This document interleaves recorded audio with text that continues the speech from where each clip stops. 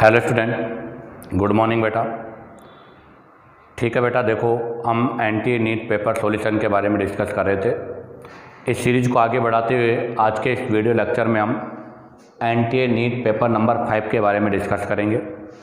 ध्यान रखें बेटा, वीडियो को लास्ट तक देखें क्योंकि हर क्वेश्चन के साथ उसका कॉन्सेप्ट और उसका आंसर मैं आपको एक्सप्लेन करूँगा। आपको ये भी बताऊँगा कि बच्चा गलती कहाँ करता है। ठीक है, तो देखिएगा पहला क्वेश्चन क्या है। तो हमारा फर्स्ट क्वेश्चन है कि which of the following is not a chlorinated insecticide. आपको बताना है इनमें से कौन सा ऐसा इंसेक्टिसाइड है जिसमें क्लोरीन नहीं है। तो ज़रा देखो DDT, आपको DDT की फुल फॉर्म पता है, डाई क्लोरो, तो क्लोरीन तो पहले से ही आ गया। तो इसका मतलब इसका स्ट्रक्चर भी अगर मैं रिप्रेजेंट करूँ आपको, तो इसका स्ट्रक्चर जो होता है वो ये होता है बेटा, डाई क्लोरो डाई फिनाइल ट्राइक्लोरोइथेन, इसमें तो क्लोरीन है। आप देखो BHC, ये भी सबसे कॉमन है, ये भी आपका पड़ा हुआ है, BHC Cl Cl Cl Cl Cl C6H6Cl6, जिसको 666 गैमेक्सिन बोलते हैं, ये भी इंसेक्टिसाइड है। मिथोक्सीक्लोर, इसमें तो साफ साफ लिखा हुआ क्लोर, इसका मतलब इसमें भी क्लोरीन है।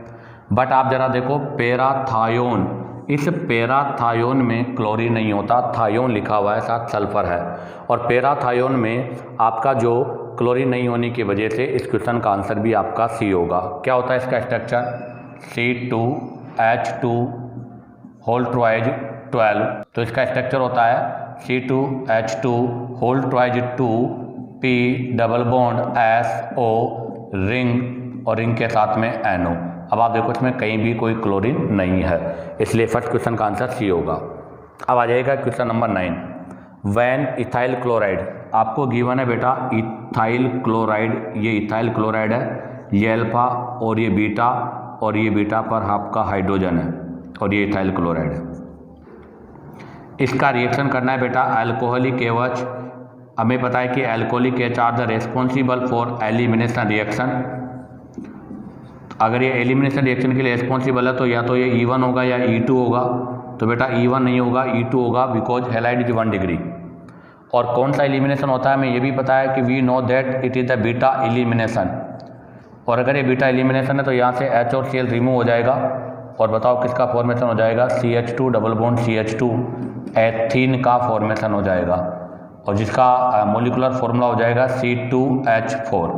तो बताओ इस क्वेश्चन का आंसर क्या होगा। फर्स्ट ऑप्शन आपका राइट है, क्योंकि C2H ये तो ट्रिपल बॉन्ड है जो पॉसिबल नहीं है अभी, CH6 बेंजीन, बेंजीन यहाँ से पॉसिबल नहीं है, और इथेन, इथेन भी यहाँ से पॉसिबल नहीं है, इसलिए इसका आंसर है फर्स्ट। अब आप चाहो तो यहाँ से इनका स्क्रीनशॉट ले लो। अब हम यहाँ से नेक्स्ट क्वेश्चन के बारे में डिस्कस करेंगे। तो देखिएगा बेटा next question number 11, phenol is. आपको बताना है फिनोल क्या है। तो बेटा फिनोल ये होता है,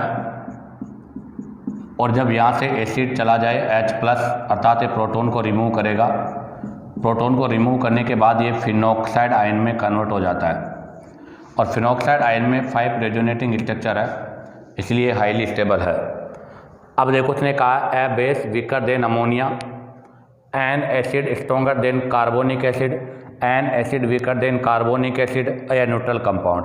अर्थात इसका कंपेरिजन कार्बोनिक एसिड के साथ करना है, और कार्बोनिक एसिड का ये होता है बेटा फॉर्मूला, जब यहाँ से ये प्रोटॉन को रिमूव करता है तो HOC डबल बॉन्ड O, ये कॉन्जुगेटेड बेस बनता है। यहाँ पर भी ये कॉन्जुगेटेड बेस है, उस कॉन्जुगेटेड बेस को बोलते हैं फिनॉक्साइड, और ये बना है कार्बोनिक एसिड से, तो इसको बोलते हैं कार्बोनेट। तो ये आपका कार्बोनेट है। अब आप देखो ये जो कार्बोनेट बना है, इसके अंदर भी यहाँ रेजोनेंस हो रहा है, बट बेटा यहाँ पर जो रेजोनेंस हो रहा है उसमें 2 इक्विवेलेंट रेजोनेटिंग स्ट्रक्चर है। कितनी? 2 इक्विवेलेंट रेजोनेटिंग स्ट्रक्चर। और हमें पता है कि सर रेजोनेंस के कंपेयर में इक्विवेलेंट रेजोनेंट की स्टेबिलिटी मोर होती है। तो अगर मैं स्टेबिलिटी की बात करूँ तो मान लीजिएगा ये फर्स्ट है और ये सेकंड है, तो second is more stable than first. अगर सेकंड मोर स्टेबल है तो बेटा एसिडिक भी सेकंड ज़्यादा होगा। तो ध्यान रखना फिनोल से ज़्यादा एसिडिक होता है बाई कार्बोनिक। अगर मैं इनके एसिडिक स्ट्रेंथ की बात करूं तो सबसे ज़्यादा एसिड होता है कार्बोक्सिलिक एसिड, उसके बाद में होता है बाई कार्बोनिक एसिड, और उसके बाद होता है फिनोल।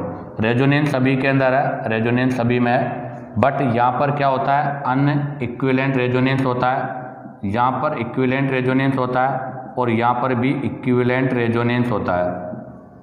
बट इन दोनों में अगर बात करें तो ऐसी कंडीशन पर हम यहाँ पर क्रॉस कॉन्जुगेशन को चेक करते हैं। किसको चेक करते हैं बेटा? क्रॉस कॉन्जुगेशन को। और बाइकार्बोनिक एसिड में क्रॉस कॉन्जुगेशन होने की वजह से लेस एसिडिक हो जाता है। तभी तो अगर हम बात करते हैं क्या सोडियम बाइकार्बोनेट के साथ अगर फिनोल की रिएक्शन करें तो पॉसिबल नहीं है, क्योंकि ये बाइकार्बोनिक एसिड से लेस एसिडिक होता है। तो बताओ इसका कौन सा आंसर सही है? An acid weaker than carbonic acid, C answer इसका राइट है। अब आ जाएगा next question number 12। The most unlikely resonating structure of para nitrophenoxide ion, अर्थात आपको ये पैरा नाइट्रोफिनॉक्साइड आयन गिवन है, आपको बताना है इनमें से इनका कौन सा रेजोनेटिंग स्ट्रक्चर पॉसिबल नहीं है। तो देखो पैरा नाइट्रोफिनॉक्साइड आयन ये होता है, ये आपका पैरा नाइट्रोफिनॉक्साइड है। अब बताना इनमें से इसका कौन सा रेजोनेटिंग स्ट्रक्चर नहीं है। तो देखो सर ये वाली रेजोनेटिंग स्ट्रक्चर में तो इसने क्या किया है, इस बॉन्ड को ब्रेक किया है, कोविलेंट बॉन्ड को, यहाँ पॉजिटिव या नेगेटिव लगाया तो ये तो बन जाएगा। सेकंड वाले में इसने क्या किया, रेजोनेंस कर दिया। कैसे रेजोनेंस किया है? ये जो डबल बॉन्ड था इसमें, तो इसने इस डबल बॉन्ड को बाहर किया है और इसको यहाँ शिफ्ट किया, अर्थात ये डबल बॉन्ड यहाँ जाएगा, ये यहाँ पे आ जाएगा, ये भी पॉसिबल है, तो बी भी बन जाएगा। अब आ जाओ सी। अगर मैं सी में बात करूँ तो सी के अंदर O double bond C N+O है। तो ज़रा आप इस नाइट्रोजन की वैलेंसी देखो 1 2 3 4 5, यहाँ पर नाइट्रोजन की वैलेंसी 5 हो रही है और नाइट्रोजन की 5 वैलेंसी पॉसिबल नहीं होती। इसका मतलब क्या हुआ, ये स्ट्रक्चर आपका डज नॉट एग्जिस्ट करेगा और इसी वजह से ये आपका क्या होगा, अनलाइकली रेजोनेटिंग स्ट्रक्चर है। तो बताइए क्वेश्चन 12 का आंसर क्या होगा, सी। इसी के साथ आपका क्वेश्चन 11 और 12 कंप्लीट होता है। आप चाहो तो यहाँ से इसका स्क्रीनशॉट ले लो। अब हम यहाँ से नेक्स्ट क्वेश्चन के बारे में डिस्कस करेंगे। तो देखिएगा बेटा, next question number 18, which one of the following is the most acidic compound. आपको ये कंपाउंड गिवन है, इनमें से बताना है मोस्ट एसिडिक कौन सा है। और आपको जो भी कंपाउंड गिवन है सब बेटा फिनोल है। और हमें पता है कि acidic strength is directly proportional to -m -i +i+m। कहने का मतलब सबसे पहले -m, फिर -i, फिर +i और सबके लास्ट में +m होता है।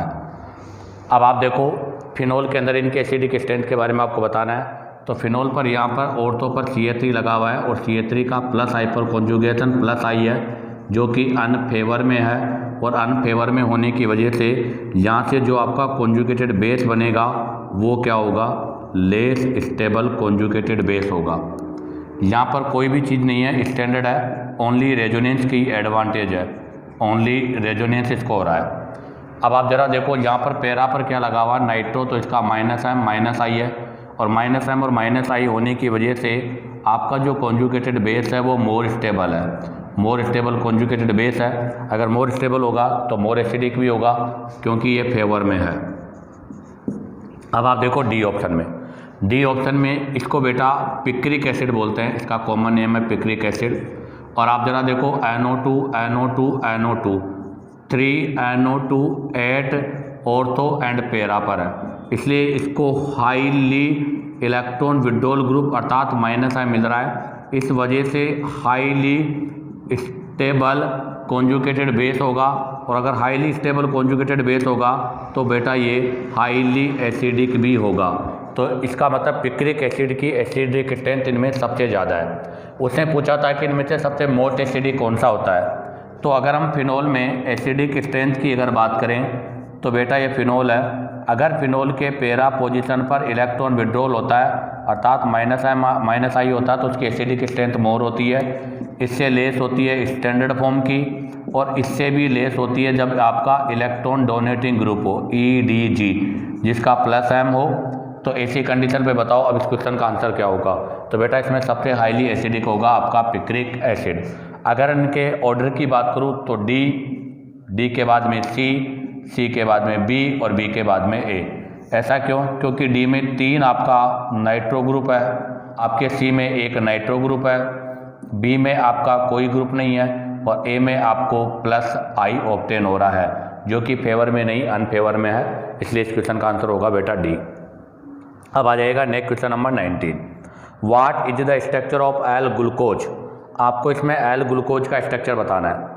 तो मैं जनरली अगर ग्लूकोज की बात करूँ तो ग्लूकोज होता है generally CH CHOH CHOH CHOH CHOH और CH2OH, जिसमें 1 2 3 4 इसमें 4 क्रेल सेंटर होते हैं। अब इनके अंदर एक से ज़्यादा क्रेल सेंटर है, इसलिए इनमें अगर हमें D और L कॉन्फ़िगरेशन का पता करना हो तो आपके फंक्शनल ग्रुप से मोर फार क्रेल सेंटर से पता करते हैं, जो आपके फंक्शनल ग्रुप से दूर है। तो ये आपका फंक्शनल ग्रुप है, इससे सबसे दूर वाला ये है जो कौन से नंबर का कार्बन है, 5 नंबर का कार्बन है। तो यहाँ पर D और L जो कॉन्फ़िगरेशन का डिसाइड होगा वो 5 नंबर के कार्बन से होगा। अगर 5 नंबर के कार्बन पर OH राइट हैंड साइड है तो उसको D बोलते हैं, और अगर 5 नंबर के कार्बन पर OH लेफ्ट हैंड साइड है तो उसको L फॉर्म बोलते हैं। तो बताओ इसमें L ग्लूकोज कौन सा होगा? तो इसका डिसाइड होगा नंबर 5 कार्बन से। तो आप जरा देखो D ऑप्शन में नंबर 5 पर राइट हैंड साइड है, इसलिए तो D फॉर्म है। इसके अंदर आपके ये लेफ्ट हैंड साइड पर है, बट अगर ये 5 का लेफ्ट हैंड साइड पर है तो 4 वाला भी लेफ्ट हैंड साइड पर होना चाहिए था, इसलिए ये भी रॉन्ग है, ये भी रॉन्ग है। D वाला आपके देखो DH में दोनों OH राइट हैंड साइड है, इसलिए ये भी आपका, और ये तो बिल्कुल D ग्लूकोज का पार्ट है बेटा, ये तो D ग्लूकोज का फॉर्मूला भी है। अब आप देखो फर्स्ट वाले में 5th नंबर का OH लेफ्ट हैंड साइड है और 4th का भी OH लेफ्ट हैंड साइड है, इसका मतलब ये L ग्लूकोज का स्ट्रक्चर है। तो क्वेश्चन नंबर 19 का आंसर क्या होगा बेटा? A। अब आप चाहो तो यहाँ से इनका स्क्रीनशॉट ले सकते हो। अब हम यहाँ से नेक्स्ट क्वेश्चन के बारे में डिस्कस करेंगे। तो देखिएगा बेटा next question number 21, which among the following is a classify as a condense polymer. आपको बताना है कि इनमें से कंडेंस पॉलीमर कौन सा है। तो देखो बेटा ये एक पॉलीमर का क्लासिफिकेशन है। तो नंबर ऑफ मोनोमर यूनिट के हिसाब से अगर हम बात करें तो एक तो होता है कंडेंसेशन पॉलीमर और एक होता है आपका बेटा एडिशन पॉलीमर। तो ध्यान दें, कंडेंसेशन पॉलीमर्स वो होते हैं जिनके अंदर स्मॉलर मोलिक्यूल्स जैसे वाटर हुआ, अमोनिया, अल्कोहल, ये रिमूव होते हैं सर, और इनके अंदर हमेशा बाई या ट्राई फंक्शनल आपका ग्रुप जो है वो प्रेजेंट होता है, जबकि एडिशंस के अंदर इस प्रकार का कोई भी ग्रुप रिमूव नहीं होता। और इनके अंदर जो होती है वो आपका अनसैचुरेटेड जो इकाई यूनिट है वो इनके लिए मोनोमर का काम करती है। तो अब आप जरा देखो, पहला लिखा है डेक्रोन। आपको पता है Dacron are the condense polymer. क्या होता है डेक्रोन? डेक्रोन होता है टरथेलिक एसिड। तो देखो आप, ये है टरथेलिक एसिड, ये स्ट्रक्चर मैं बना रहा हूँ बेटा, किसका स्ट्रक्चर है ये आपके टरथेलिक एसिड।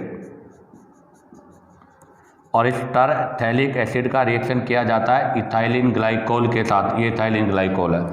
यहाँ से आपके पास वाटर मोलिक्यूल्स निकलता है, इसलिए इसको कंडेंस पॉलीमर हम बोलते हैं। तो यहाँ से क्या होगा, एसिड और ये, तो यहाँ से OHH, यहाँ से OHH रिमूव हो जाएगा, और यहाँ से आपके पास C double bond O ring, C double bond O ester, इसलिए इसको पॉलीएस्टर भी हम बोलते हैं बेटा।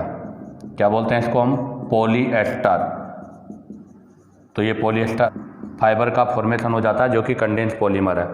जबकि नियोप्रीन, अगर नियोप्रीन की मैं बात करूँ बेटा तो CCCCCl ये होता है, अर्थात 2 क्लोरो 1,4,1,3 ब्यूटाडाइन होता है।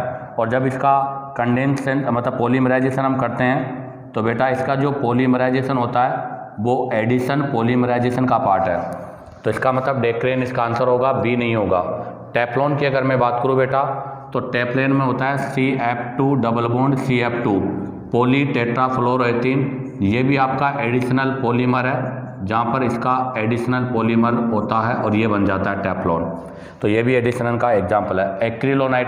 एक्रिलोनाइट्राइल भी इसी का ही एग्जाम्पल है बेटा। जैसे ये है CH2 double bond CHN, vinyl cyanide है ये, और इस वाइनिल साइनाइड का जब हम एडिशन पॉलीमराइजेशन कराते हैं तो यहाँ से पान पॉली एक्रिलोनाइट्राइल बनता है। तो ये भी आपका किसका एग्जाम्पल है बेटा?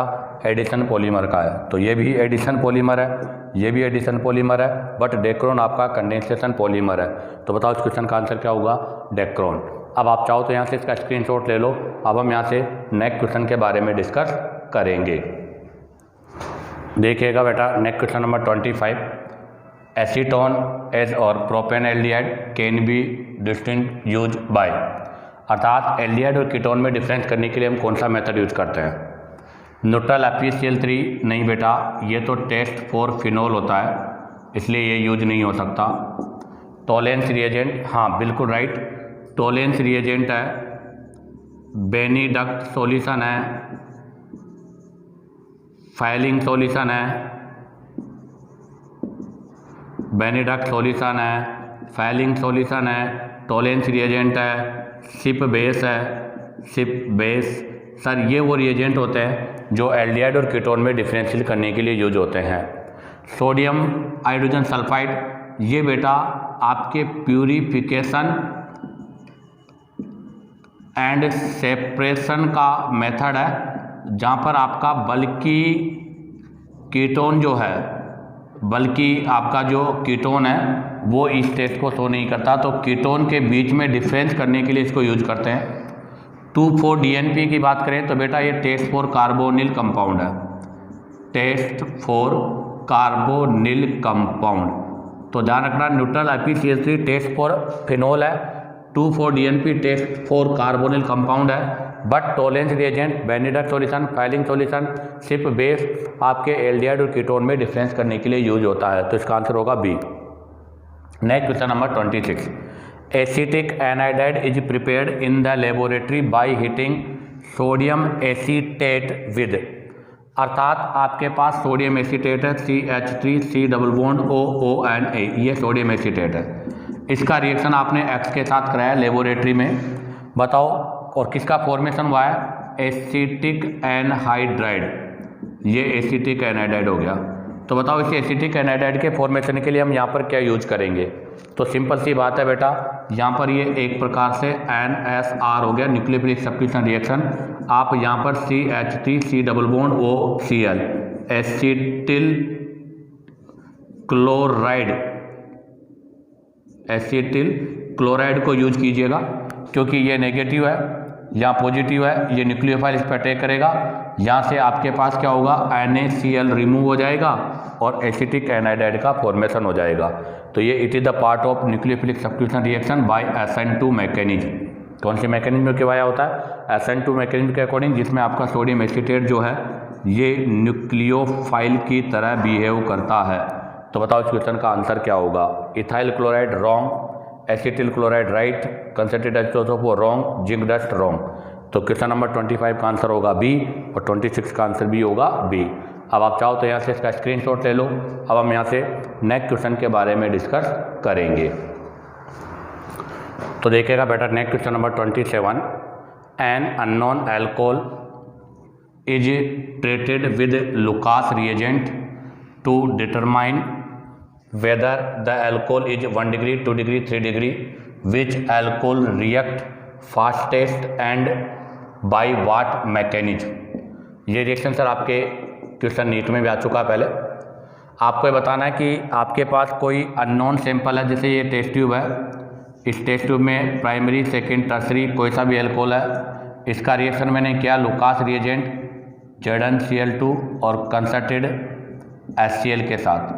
वो कह रहा है कि सर इनमें से यहाँ पर सबसे फास्टेस्ट रिएक्शन किस में होगा और वो कौन सी मैकेनिज्म के वाया होगा।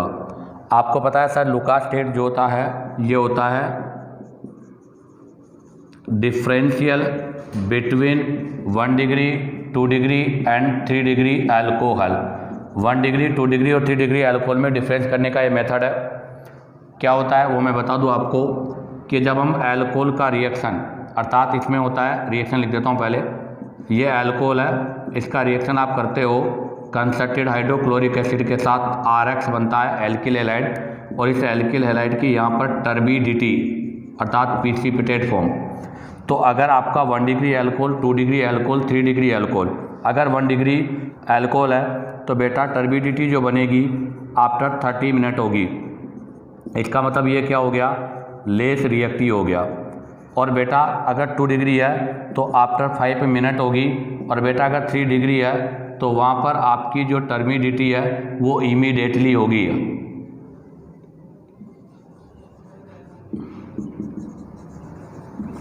इसका मतलब सबसे फास्टेस्ट रिएक्शन किस में होगा, 3 डिग्री अल्कोहल में होगा। तो ये तो कंफर्म हो गया, कि इसमें सबसे फास्ट रिएक्टिविटी कौन से अल्कोहल की होगी, 3 डिग्री की। अब ये कौन से मैकेनिज्म से होगा तो वो भी मैं एक्सप्लेन कर देता हूँ। तो देखिएगा, ये मैंने 3 डिग्री अल्कोहल लिया है, इसका रिएक्शन करेंगे हम कंसंट्रेटेड हाइड्रोक्लोरिक एसिड के। तो ये इसका सबसे पहले प्रोटोनेशन करेगा बेटा, तो ये इसका प्रोटोनेशन हो गया।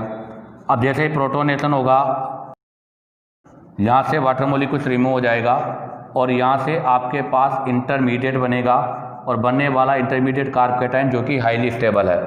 और इंटरमीडिएट कार्ब कैटायन का अगर रिएक्शन हो रहा है तो ये SN1 मैकेनिज्म के वाया होता है। तो ध्यान रखना, 3,2 में SN1 होता है, 2 डिग्री में SN2 होता है और 1 डिग्री में भी SN2 होता है। तो बताओ इस क्वेश्चन का आंसर क्या होगा। Secondary alcohol by SN2 wrong, tertiary by SN2 wrong, secondary alcohol by SN1 wrong, tertiary alcohol by SN1 right. तो भैया इस क्वेश्चन का आंसर होगा डी। अब आप चाहो तो यहाँ से इसका स्क्रीनशॉट ले सकते हो। अब हम यहाँ से नेक्स्ट क्वेश्चन के बारे में डिस्कस करेंगे। तो देखिएगा बेटा, next question number 36, which method is use to separate sugar. आपको बताना है शुगर को सेपरेट करने के लिए कौन सा मेथड हम यूज करते हैं। और बेटा शुगर को सेपरेट करते हैं तो वहाँ पर वो कलर्ड मटेरियल्स होते हैं, और उन कलर्ड मटेरियल्स को सेपरेट करने के लिए हम यहाँ पर क्रोमेटोग्राफी टेक्नोलॉजी को यूज करते हैं। कि आपके क्रोमेटोग्राफी में 2 स्टेज होती है, एक तो होती है स्टेशनरी फेज और एक होती है मोबाइल फेज। तो ध्यान दें, हम यहाँ पर क्रोमेटोग्राफी टेक्नोलॉजी को यूज करेंगे, जिसके अंदर क्या होगा, इस तरह का एक बीकर है, इसके अंदर आपका जो भी है, ये थिन लेयर क्रोमेटोग्राफी बता रहा हूँ मैं। तो जो भी हमें केमिकल को सेपरेट करना है उसको इसके ऊपर रखा जाता है, और इसके ऊपर एडजोर्बेंट होता है, जैसे सिलिका जेल या फिर आपका एलुमिना का लेप होता है, और इसके अंदर आपका ये वोलेटाइल लिक्विड होता है, उससे इसका हम प्यूरिफिकेशन करते हैं। तो इसका आंसर होगा बेटा क्रोमेटोग्राफी। सब्लिमेशन यहाँ पर आंसर नहीं हो सकता, क्योंकि सब्लिमेशन में तो सॉलिड से लाइक डायरेक्ट क्या बनती है, गैस होती है, और वो ऐसा यहाँ पर पॉसिबल नहीं है। फ्रैक्शनल क्रिस्टलाइजेशन भी यहाँ नहीं होगा। तो इसका आंसर है बेटा C. Question number 39, consider the following structure. इन स्ट्रक्चर को कंसिडर करो, choose correct statement regarding the above, और इनके बारे में आपको करेक्ट स्टेटमेंट बताना है स्ट्रक्चर में। तो देखो बेटा, पहले के अंदर यहाँ पर रोटेशन होगा, तो यहाँ पर रोटेशन इस प्रकार से करें हम कि यहाँ पर बनने वाली स्ट्रक्चर स्टेबल हो। तो देखो, अगर इस डबल बॉन्ड को मैं ऐसे रोटेट करता हूँ तो यहाँ प्लस लिख देता हूँ, यहाँ माइनस। तो जैसे यहाँ पर प्लस होगा, ये रिंग आपकी एरोमेटिक हो जाएगी, और ये रिंग एंटी एरोमेटिक हो जाएगी, और ये रिंग आपकी क्या बन जाएगी बेटा, एरोमेटिक हो जाएगी। तो इसका रोटेशन आप कैसे भी करो, इसके अंदर एक रिंग एरोमेटिक होगी और एक रिंग आपकी क्या होगी, नॉन एरोमेटिक होगी, सॉरी एंटी एरोमेटिक होगी। तो मैंने इसका रोटेशन ऐसे किया तो ये रिंग आपकी क्या हो गई बताओ, एंटी एरोमेटिक, और जैसे इसको रोटेशन ऐसे किया माइनस आ गया, ये रिंग आपकी क्या हो गई बेटा, एरोमेटिक। तो इसका मतलब एक रिंग आपकी एरोमेटिक हो रही है, बट एक रिंग तो आपकी एंटी एरोमेटिक है, इसलिए पूरा सिस्टम एंटी एरोमेटिक का है। अब आ जाओगे सेकंड। अगर सेकंड में हम रोटेशन करेंगे तो ये रोटेशन इस तरह से करेंगे बेटा, तो यहाँ पर प्लस हो जाएगा या माइनस हो जाएगा। आप देखो, ये भी एरोमेटिक रिंग हो गई, ये भी एरोमेटिक रिंग हो गई, तो आपका पूरा जो सिस्टम है वो क्या हो गया बेटा, एरोमेटिक। यहाँ पर आपका पूरा सिस्टम क्या हो गया बेटा, एंटी एरोमेटिक। अब थर्ड में देखो, थर्ड में अगर मैं इसका रोटेशन ऐसे करूँगा तो यहाँ प्लस हो गया, तो ये रिंग तो आपकी एरोमेटिक हो गई, बट इस रिंग पे देखो ये कार्बन आपका sp3 है, इसलिए ये आपकी नॉन एरोमेटिक है, और ये पूरा सिस्टम भी आपका क्या हो गया बेटा, नॉन एरोमेटिक हो गया। कहने का मतलब इसके अंदर दोनों रिंगें एरोमेटिक है, इसमें ये एरोमेटिक है, इसमें भी एरोमेटिक है, बट यहाँ पर एक रिंग एंटी एरोमेटिक है, इसलिए एंटी एरोमेटिक कंसिडर फैक्टर है। इसमें दोनों एरोमेटिक है, इसलिए एरोमेटिक कंसिडर फैक्टर है। यहाँ पर एरोमेटिक नॉन एरोमेटिक है, तो नॉन एरोमेटिक कंसिडर फैक्टर है। तो हम जो भी प्रॉपर्टी के बारे में डिस्कस करेंगे वो एंटी एरोमेटिक, एरोमेटिक और नॉन एरोमेटिक से डिसाइड करेंगे। अब सबसे पहला क्वेश्चन आता है स्टेबिलिटी। तो बताओ इनके स्टेबिलिटी का ऑर्डर क्या होगा। तो आपको पता है सबसे ज़्यादा स्टेबल होती है एरोमेटिक सेकेंड, उसके बाद होती है बेटा नॉन एरोमेटिक थर्ड, और सबसे लीस्ट स्टेबल होती है एंटी एरोमेटिक फर्स्ट। और हमें पता है कि सर स्टेबिलिटी रिएक्टिविटी के इनडायरेक्टली प्रोपोर्शनल है, तो सेकंड, थर्ड और फर्स्ट तो जिसकी स्टेबिलिटी सबसे मोर है उसकी रिएक्टिविटी सबसे लेस है। अब बात आती है डाइपोल मोमेंट। बेटा डाइपोल मोमेंट भी स्टेबिलिटी के डायरेक्टली प्रोपोर्शनल है। तो सेकंड का डाइपोल मोमेंट थर्ड से मोर है और थर्ड का डाइपोल मोमेंट फर्स्ट से मोर है।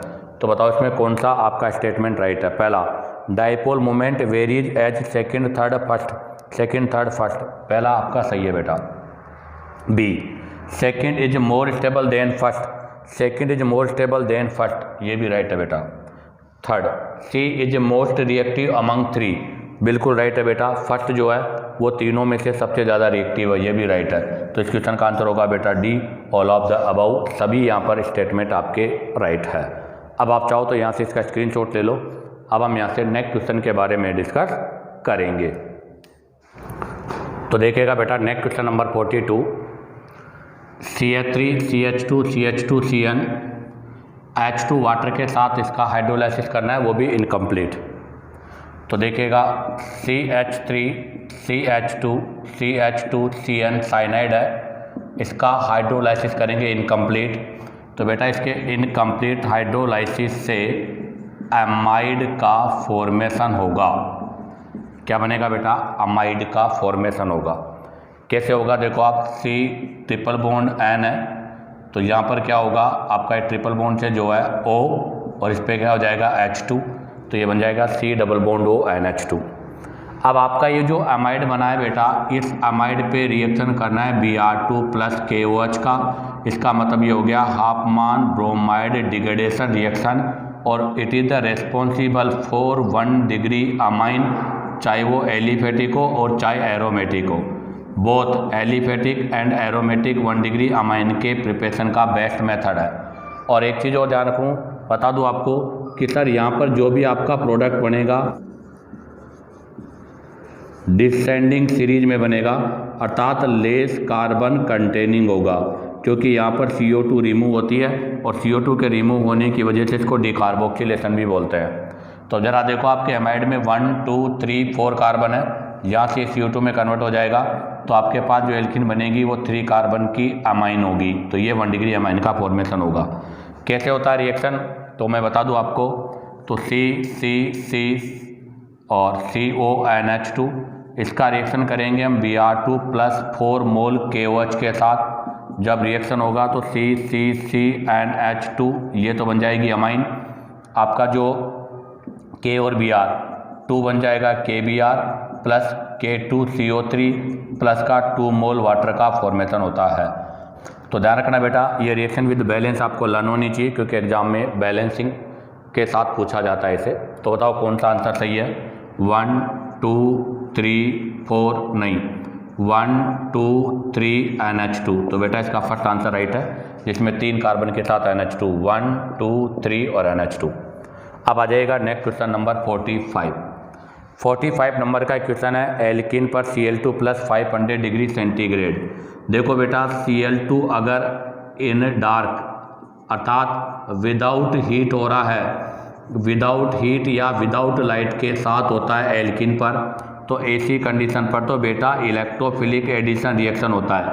बट अगर Cl2 के साथ में लाइट हो या विद हीटिंग हो, तो ऐसी कंडीशन पर बेटा EAR नहीं, एलाइलिक सब्स्टिट्यूशन रिएक्शन होता है।